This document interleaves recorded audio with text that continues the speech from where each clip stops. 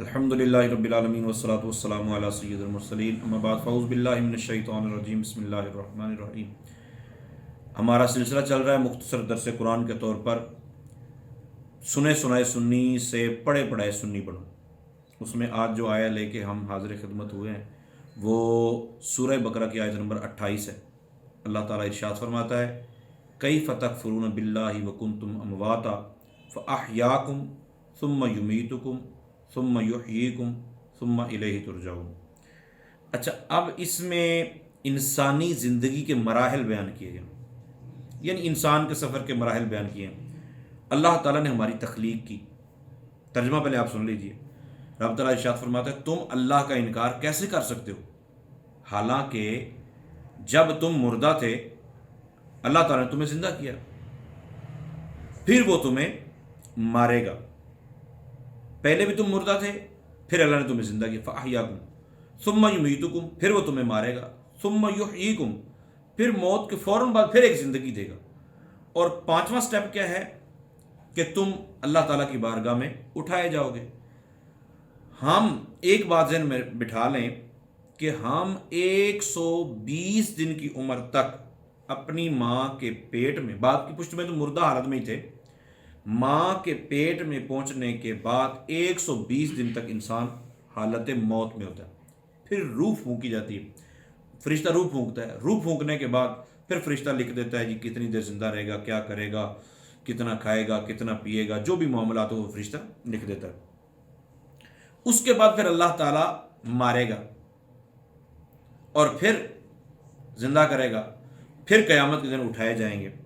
اچھا، اس سے ثم یحییکم میں ایک زندگی تو برزخی زندگی کا ذکر ہے، برزخی زندگی کا، ٹھیک ہے۔ یہ بھی آگے جا کے میں انشاءاللہ عرض کروں گا کہ یہ جو ہمارا کنسیپٹ ہے نا کہ مرنے کے انتقال کے بعد یا موت جو ہوئی اس کے بعد سننے کی حس ختم ہو گئی، دیکھنے کی حس ختم ہو گئی، بولنے کی حس ختم ہو گئی، یہ کنسیپٹ درست نہیں ہے۔ یہ اس پہ بات کریں گے۔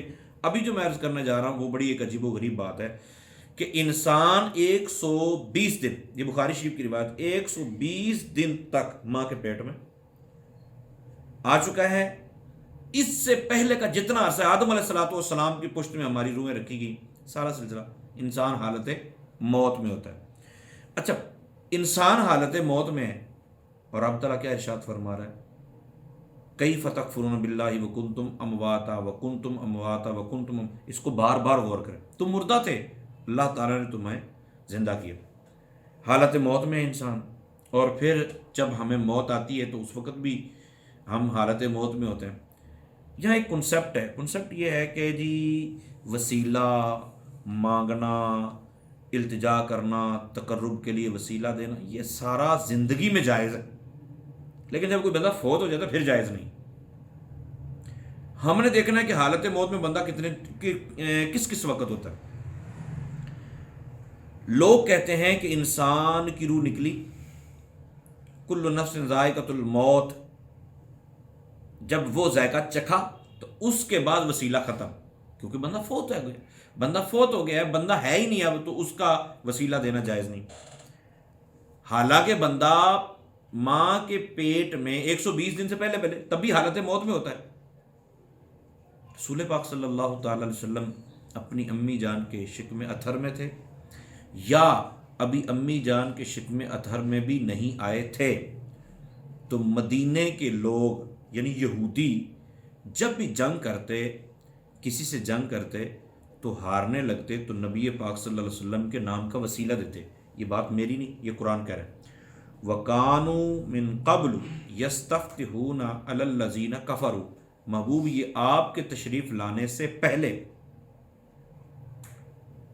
آپ کا وسیلہ دے کے فتح مانگتے تھے، آپ کے وسیلے سے فتح مانگتے تھے، مجھ سے التجا کرتے، ایک نہیں، دو نہیں، 20 نہیں، 25 نہیں، 30 40 تفاسیر ساری پڑھیں آپ، جو پیٹنٹ تفاسیر ہیں وہ سب میں یہ لکھا ہے کہ رسول پاک صلی اللہ علیہ وسلم کے جلوہ گر ہونے سے پہلے، دنیا میں تشریف لانے سے پہلے یہودی نبی پاک صلی اللہ علیہ وسلم کے نام کا وسیلہ دیتے تھے۔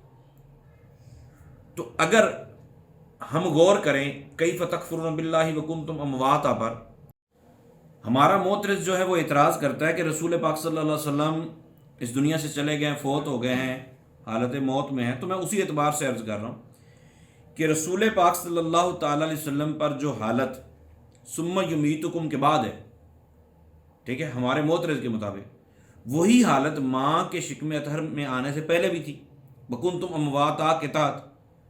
تو اگر رسول پاک صلی اللہ علیہ وسلم کا وسیلہ اس سے پہلے دیا جا سکتا تھا، یہودی دیتے تھے، قرآن پاک نے اس کو رد نہیں کیا بلکہ قرآن پاک نے ان کی اس کو توصیف کے طور پر بیان کیا. تو پھر نبی پاک صلی اللہ علیہ وسلم کی ثم یمیتکم کے تحت جب آپ کی حالت ہے تو اس میں وسیلہ دینا کیوں نہیں جائز ہوگا؟ امید ہے بات سمجھ آ گئی ہوگی. اگر نہیں آئی تو آپ ارشاد فرمائیں، انشاءاللہ اس پہ مزید بات کریں گے.